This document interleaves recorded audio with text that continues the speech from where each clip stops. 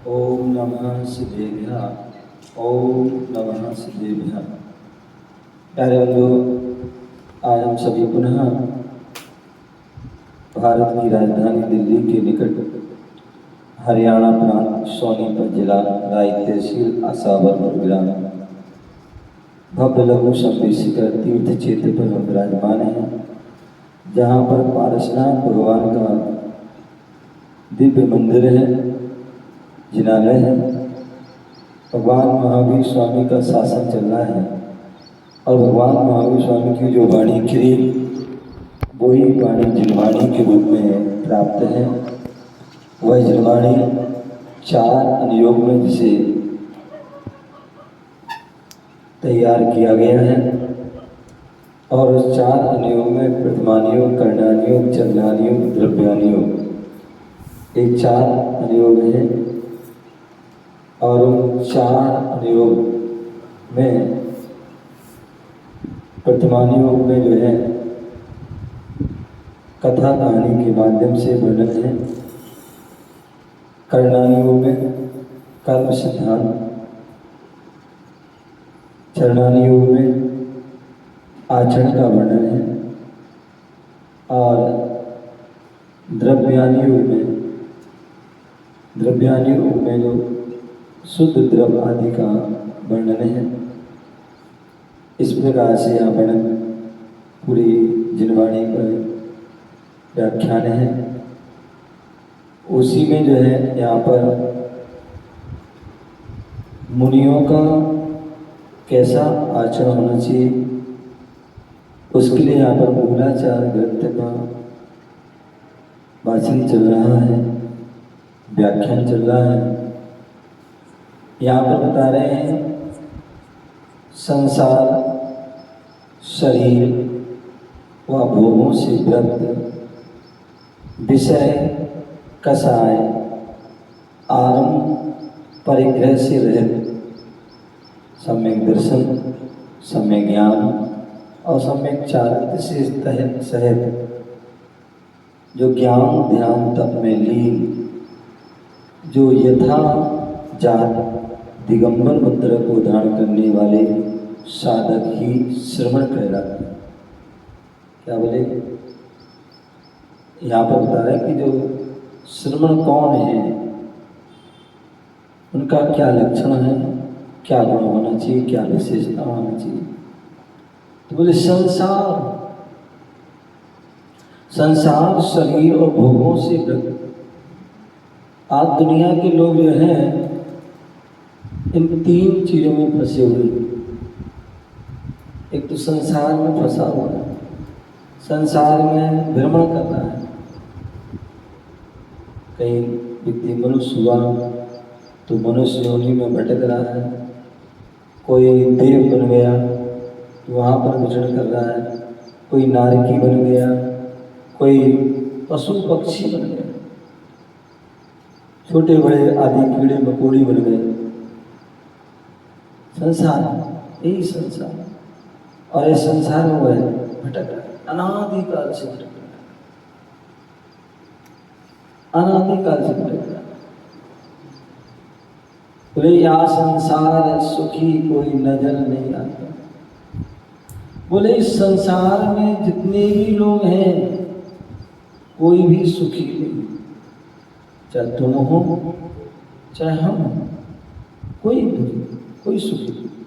कोई तन से दुखी है, कोई मन से दुखी है और कोई धन से, सभी दुखी हैं। सभी संसार की विचित्रता में फंसे। कहना सरल है कि हम दुखी हैं।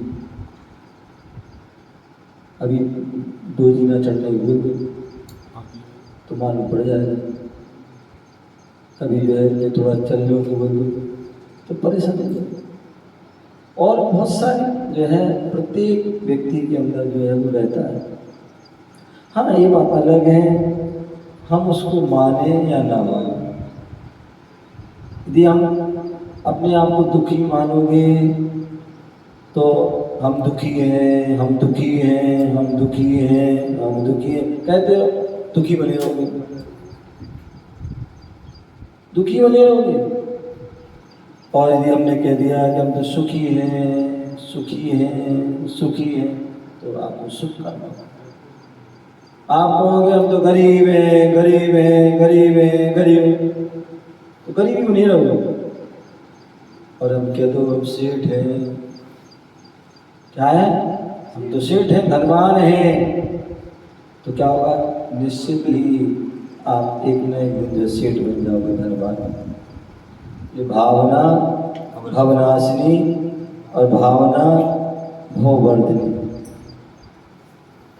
भावना भवनाशिनी, यदि आपने अच्छी भावना बनाई तो उससे आपका जो अनंत भाव है वो नष्ट हो जाए। और भावना भववर्धिनी, यदि आपने भावना खराब कर ली, बिगाड़ दी, भाव बिगड़े, तो आपकी भाव भी बिगड़े। तो इसलिए आप बोले कि जो संसार, ये संसार है, इन्हीं से है, भाव से, भाव से, भावों से संसार। आप भाव बनाइए, अच्छे बनाइए, आपका भाव सुधर जाएगा। भाव बिगड़े तो भाव बिगड़े। तो इसलिए हम जैसा अपने आप को माने, हम गधा है, क्या हम तो मूर्ख हैं, हम तो अज्ञानी हैं, ऐसे कहोगे तो क्या होगा, तो वैसे बने रहोगे, वैसे ही रहोगे। फिर अज्ञानी है, ज्ञानी है, मूर्ख है, मूर्ख है, जड़ बुद्धि, जड़ बुद्धि, मायावी है, मायावी, ऐसा कहते रहोगे तो क्या होगा, वैसे रहोगे। यार ऐसे हो तो बचने का प्रयास कर, सुधरने का प्रयास कर। तो एक तो चलिए संसार, शरीर, व्यक्ति दिन रात शरीर में जो है आसक्त है, और शरीर में जो इंद्रियां हैं उनमें, उनके विषयों में हम आसक्त हैं। दिन रात हम शरीर को पुष्ट करने में लगे रहते हैं। क्या रहते हैं, दिन रात हम शरीर को पुष्ट करने में लगे रहते हैं। और हमारे तीर्थंकर भगवान कहते हैं, आचार्य भगवान कहते हैं, गुरु जन कहते हैं, औसतते दुख देते हैं, शोषत सुख उपजावे।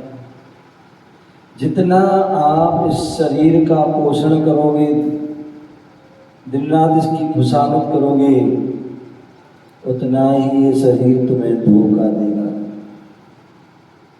उतना ही तुम्हें कष्ट देगा, उतनी पीड़ा देगा, अनेक प्रकार रोग बीमारी देगा। और शोषण सुख उपजावे। और यदि तुमने शरीर का शोषण करना प्रारंभ कर दिया, बोले शरीर के अनुसार नहीं चलना, शरीर को अपने अनुसार चलाना। जो शरीर के अनुसार चलता है वो हमेशा दुखी रहता है, और जो शरीर को अपने अनुसार चलाता है वो हमेशा सुखी। तो इसलिए संसार शरीर, लेकिन ये भी नहीं रखना कि हम शरीर को बिल्कुल बेपरवाह हो जाए, कुछ भी हो रहा है और हम उसका ध्यान भी ना रखें, तो थोड़ा उसका ध्यान भी रखना। यदि आप चाहते कि हमारी गाड़ी सही चलती रहे, तो उसके लिए आपको पेट्रोल डालना पड़ेगा। क्या, पेट्रोल डालना पड़ेगा, मोबिल जो है वो डालना पड़ेगा, सर्विसिंग आदि कराना होगी, तभी वह गाड़ी सही चलेगी। और यदि आपने पेट्रोल नहीं डाला तो गाड़ी बैठ जाएगी, खराब हो जाएगी। तो पेट्रोल भी डालना पड़ता है, मोबिल भी डालना पड़ता है, सर्विसिंग भी कराना पड़ता है आदि। तो इसलिए संसार शरीर में आसक्ति भी ना हो और ज़्यादा विरक्ति भी ना हो, तो उसका जो है बीच का जो है रास्ता हमें अपनाना चाहिए। जितनी आवश्यकता है, जरूरी है, उतना ही उसका सहयोग करें, अनावश्यक न करें।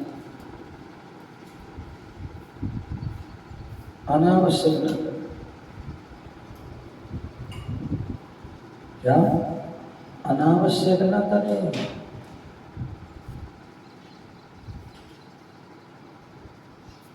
ये कहानी आती है, एक कोई गरीब व्यक्ति था, हो सकता है अनाथ हो, यहाँ वहाँ की है भटक रहा था। एक कोई दयालु व्यक्ति निकला और उसके मन में दया आ गई। पूछा कि क्या बात है, कैसे उदास बैठे हो? तो सारा पूछा उसने, कह दिया भैया ऐसे परेशान हैं, न खाने का कोई ठिकाना है और ना कोई रहने का ठिकाना, ना कोई काम है, ना कोई दाम है। अच्छा, खाने की व्यवस्था नहीं है? नहीं। रहने की व्यवस्था नहीं। काम दाम भी नहीं? नहीं। काम करना चाहते हो? हाँ।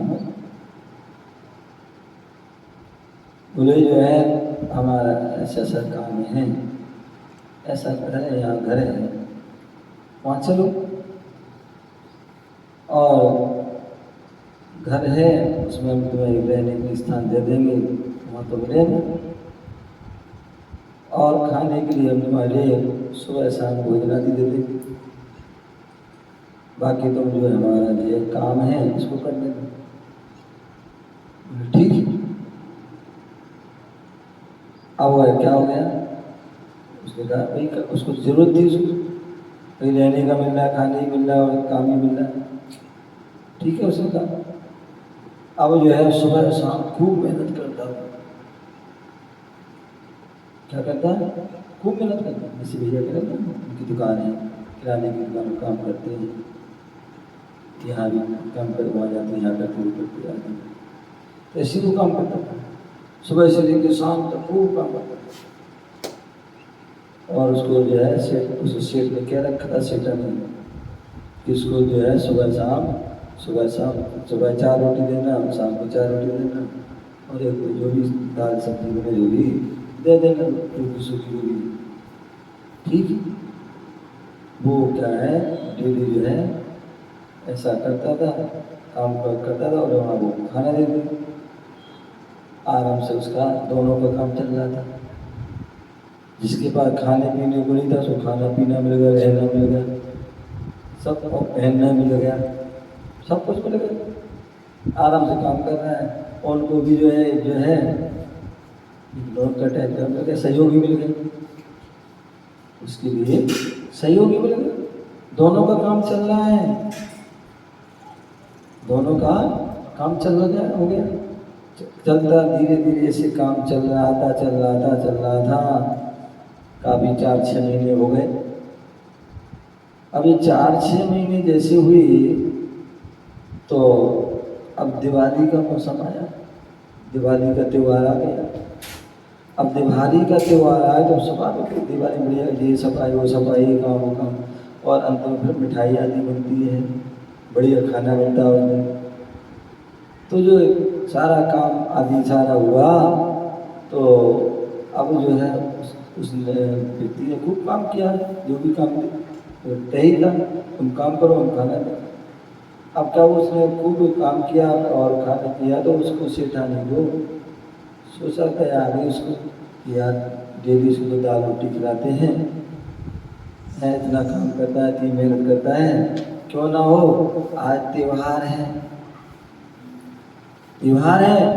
और इस त्योहार में इसने बहुत काम किया, जो काम किया वो इसने किया, लकवाई बताई, वो सफाई आदि सारा किया, तो क्यों ना हो कि आज अपने मिठाई तो बनाई है, पूरी पकवान बनवाए हैं, तो क्यों ना इसको भी थोड़ा ये भी खा लेगा, त्यौहार हमसे खुशी हो जाएगी, उसको भी चलो त्यौहार पर। अब क्या हुआ, अभी तक तो उसको रूखी रोटी मिल रही थी, दाल रोटी मिल रही थी, खाता था और आराम से खूब काम भी करता था। अब वो सेठानी को जैसे सेठानी की दया आई तो उसने उसको क्या कर दिया, उसको बढ़िया माल पुआ और खीर और लड्डू पेड़ा आदि जो भी कुछ बनाया था वो उसको क्या कर दिया, खिला दिया। अब खिला दिया तो सुबह में कल आया था कि जो है तुमने ज़्यादा खिला दिया तो आराम से बढ़िया आनंद की जो है नींद सो रहा है। मालूम पड़ा कि जो है पूरी रात सोया और अगले दिन आदि सोया। मालूम पड़ा सुबह उसको दुकान पे जाना, दुकान पे नहीं है, घर का जो काम करना था वो घर का काम आदि भी कुछ नहीं, ऐसे ही पड़ा। सुबह से शाम हो गई, जब वो दुकान पे नहीं पहुंचा तो जब जैसे ही सेठ जी घर आए तो पूछा, भाई वो कहाँ है, वो लड़का कहाँ है? बोले कौन सा, वो जो काम कर रहा था? जी तुम्हारे पास होगा, तो हमारी दुकान पर तो गए नहीं है, दुकान पर नहीं गया, यहाँ देखा वहाँ देखा, कुछ नहीं दिखा उसको। फिर जो उसका कमरा आदि था, जो उसको स्थान दिया गया था, देखा तो वो जो है सो रहा है, घोड़ा बेच के सो रहा है। खूब उसको जगाया हिलाया और जो है वो तो जग नहीं निकला। अंत में उसको क्या किया, उसको जो है उसके ऊपर एक लोटा पानी डाल दिया और जैसे पानी डाला तो जो है छटपटा के वो जो है उठ गया। उसकी फिर उसने पूछा कि भाई क्या बात है, जो है इतना क्यों सो रहा है? देखा हाथ लगा के तबीयत खराब तो नहीं, कोई बुखार बुखार हो, कोई कुछ हो, तो वो कुछ ना बुखार था ना कुछ खांसी थी, ना जुकाम था ना कुछ नहीं था। तो उसने पूछा पत्नी से, भाई क्या बात है, आज इतना क्यों सो रहा है, आज इतना क्यों सो रहा है? बीमार है नहीं है, बुखार है नहीं है, कोई और कुछ भी दिख नहीं रहा है, तो ऐसा क्यों, क्या हो गया? बोले जो है मुझे नहीं पता, नहीं बोले कुछ तो बात है, बोले इतना जो है अभी तक तो ऐसा कभी सोता नहीं है, डेली अपने टाइम से उठ जाता, टाइम से सोता था, टाइम से अपना सारा काम करता। आज तो इसमें जो है कल से रात से सो रहा है और आज जो पूरा दिन भी हो गया सो रहा है, ना उठा ना खाया ना पिया ना कोई काम नहीं किया ना दुकान गया ना कि कुछ है, क्या बात? कोई रोग परेशानी भी नहीं, बुखार भी नहीं है, कोई कुछ भी रोग बीमारी भी नहीं। पूछा गया उससे भी कुछ तो बात नहीं, कुछ बात नहीं। बोले अच्छा ये बताओ कल तुमने इसको क्या खिलाया, इसको क्या खिलाया था? बोले वैसे तो जो है दाल रोटी खिलाते हैं, लेकिन कल त्योहार था। बोले हाँ तो, बोले कल त्योहार था, सब लोग लड्डू पेड़ा मिठाई पूड़ी आदि खा रहे थे, तो मैंने उसको भी दे दी, जो भी पकवान था वो सारा पकवान मैंने इनको भी दे दिया। बोले ये तुमने सबसे बड़ी गलती कर दी। बोले क्यों, क्या हुआ? बोले जो तुमने दाल रोटी खाता था तो बढ़िया आराम से काम करता था, और तुमने आज को हड़का पड़ी और गणेश को जब उड़ा दिया तो इसलिए आराम से सुख की नींद सो रहा है। बोले नहीं भैया, इनको तो जो सामान्य भोजन कराओ तो ये काम करेंगे नहीं, तुमने जैसे ही इनको पूरी पकवान और ये टाल वो टाल किया तो बड़ी कहते घबरा जाते हैं, लोगों का वो बेपरवाह हो जाते हैं, प्रमादी हो जाते हैं, आलसी हो जाते हैं। कहने का यही बता रहे हैं कि संसार शरीर, हम दिन रात जो है शरीर को जो है क्या कर रहे हैं, उस सारे लोग उसकी खुशामद करते हैं, दिन रात का ध्यान है। लेकिन जो साधक होते हैं, साधु होते हैं, श्रवण होते हैं, वो इनसे विपरीत होते हैं। बोले सजना जो है संसार से वह विरक्त होते हैं, संसार से विरक्त हैं, संसार के व्यक्तियों से विरक्त हैं, संसार के कामों से विरक्त हैं, सब जो है विरक्त, शरीर से भी विरक्त है और संसार से भी विरक्त है और विषय भोगों से भी विरक्त है, विषय भोगों से विरक्त है।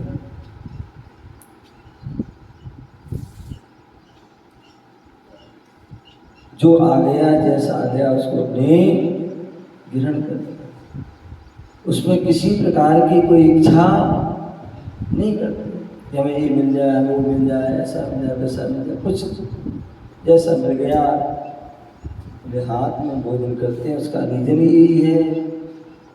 साधु हाथ में भोजन करते हैं, उसका रीजन यही है कि जो हाथ में आ गया उसको ले लिया, किसी प्रकार से कोई इशारा नहीं करते, किसी प्रकार से कोई वस्तु का याचना नहीं करते, क्योंकि वो अयाची वृत्ति वाले होते हैं, इसलिए कोई याचना नहीं करते। जो हाथ में आ गया कोई अपने हाथ से उठाते भी नहीं है, जो हाथ में आ गया, जैसा आ गया वैसा ही उसको बड़े प्रेम से, बड़ी समता भाव से उसको ले लेते हैं, क्योंकि भोगों में जो है भोगों से विरक्त है, आसक्त नहीं। जो आसक्त होता है तो उसकी तो बढ़िया मन पर सब चाहिए, थोड़ा सा भी कुछ भी कम हो गया तो उसमें उसको क्रोध आ जाता है, कसाई लग जाएगी और तूफान उठा लेता है। लेकिन बैरागी संसार, शरीर, भोग से, इन तीनों से वह विरक्त रहता है। देखा जाता है कि जो है जो तुम भोजन कर रहे हो वही भोजन वो कर रहे हैं, जो भोजन कर रहे हैं तुम कर रहे हो वही कर रहे हैं, जैसे तुम रह रहे हो वैसे वो भी रह रहे हैं, जैसे तुम पंचेंद्रियों को विषय को भोग रहे हो वैसे वो भी भोग रहे हैं। लेकिन एक व्यक्ति जो है इन सबको करते करते कर्मों को बांध लेता है और एक इन सबको करते करते कर्मों की संबंध मेरा भी कर लेता है। क्या कर लेता है? संबंध मेरा भी कर लेता है। आचार्य पूज्यपाद स्वामी इष्टोपदेश ग्रंथ में कहते हैं, भूलुन्नति न भूलते गच्छति नपि न गच्छति पश्यन् नपि न पश्यति स्त्री तत्तस्तु पश्यन् नपि। बोले साधु जन जो है क्या कर रहे हैं? भूलुन्नति न भूलते, बोले बोलते हुए भी नहीं बोल रहे हैं। साधु अनावश्यक नहीं बोलते, इसलिए बोले साधु कम बोलना चाहिए। ज्यादा बोलोगे तो तुम्हारी कोई इज्जत नहीं होगी। हर समय हम बोलते रहेंगे, जहाँ देखो वहीं बोल रहे हैं, बोले उससे तुम्हारी वैल्यू खत्म हो जाएगी। इसलिए कम बोलोगे। बोले फ्री फंड में सलाह नहीं दो किसी को। यदि फ्री फंड में किसी को सलाह दोगे ना, कोई तुम्हें नहीं मानेगा। जब कोई तुमसे पूछे, एक बार, दो बार, तीन बार पूछे, तब तुम्हारा मन करे तो बता दो, और नहीं करे तो नहीं बता, कोई जबरदस्ती नहीं। लेकिन हम जो है बिना उसके हम बताते आए, बोलते आए कुछ भी, तो उससे क्या है, आपकी जो वैल्यू कम हो जाएगी, आपकी जो उपयोगिता है, आपकी जो विशेषता है वो समाप्त हो। इसलिए साधु जन क्या करते हैं? कम से कम मौन। बोले मौन सर्वस्व साधनम। मौन जो है सबसे बड़ी साधना है, सबसे बड़ी साधना। बोले जो जितना मौन है, जितना कम बोलते हैं, जितना जो है जरूरत उतना बोलते, तो उससे क्या होगा, आपको वचन की सिद्धि हो जाएगी, वचन सिद्ध हो जाएगा। और हर समय हम बोलते रहेंगे तो कोई आपकी वैल्यू समझेगा ना, कोई आपकी उसका वचनों का कोई प्रभाव पड़ेगा। और जो कम बोलते ना, कम बोलते हैं तो वो क्या होता है, मौके पे जब बोलते आवश्यक होते हैं तो कहते हैं जो उन्होंने कह दिया तो वह पत्थर की लकीर हो जाती है, उसको कोई काट नहीं सकता, क्योंकि कम बोलते, उससे जो है वचन से वचन का प्रभाव है। वैसे आप बोलते रहोगे कोई सुनेगा नहीं, फिर बाद में कहोगे कोई हमारे सुनते नहीं है, कोई हमारा ये नहीं है, हमारा वो नहीं।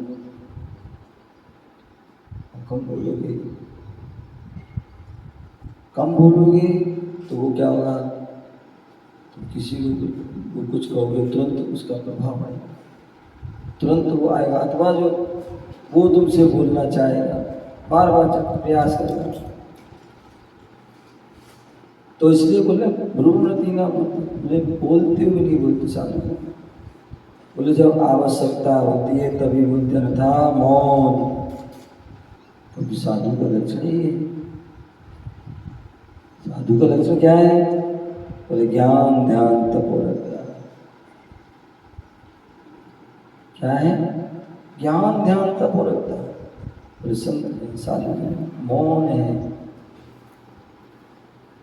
मौन है। यहाँ तक कि बोले साधु के लिए बोला उपदेश भी उनको नहीं कहा, साधु उपदेश नहीं दे सकते। उपदेश कौन दे, उपदेश तीर्थंकर भगवान का, केवली भगवान का, शुद्ध केवली दे, आचार्य गुरु है वो दे, या बहुत से उपाध्याय दे।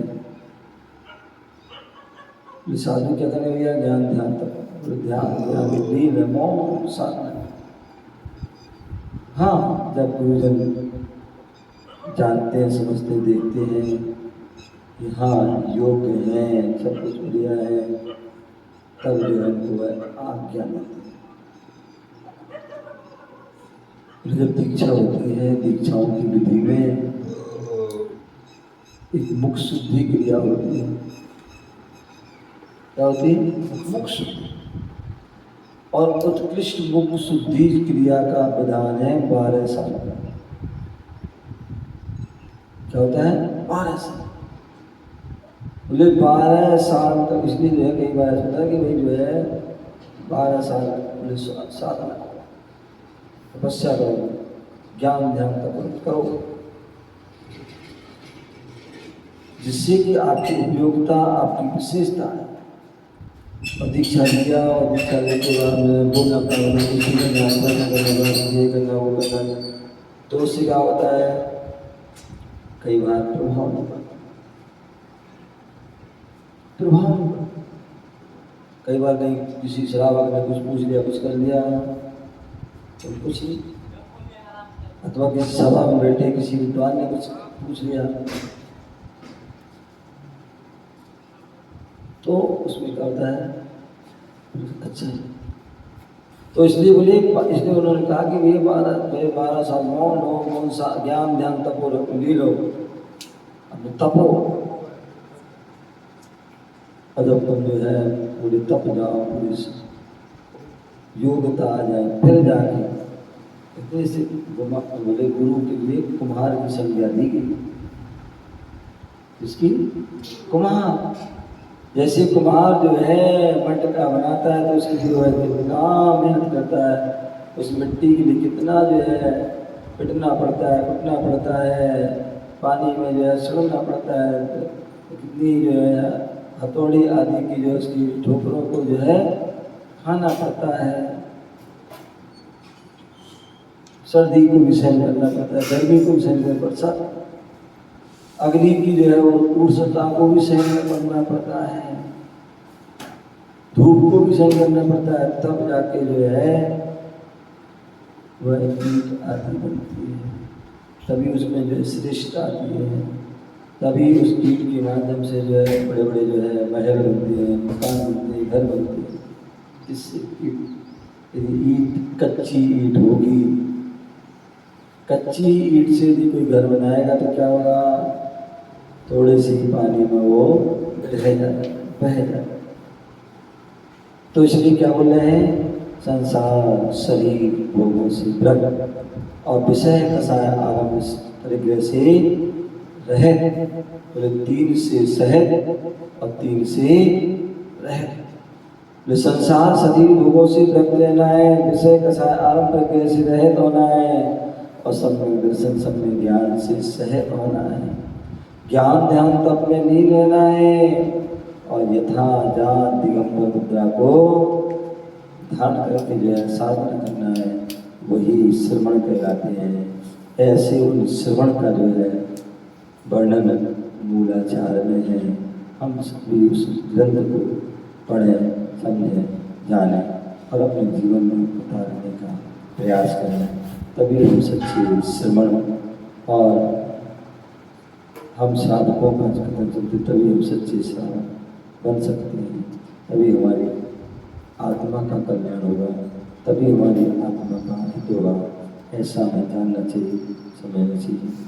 ओम नमः शिवाय।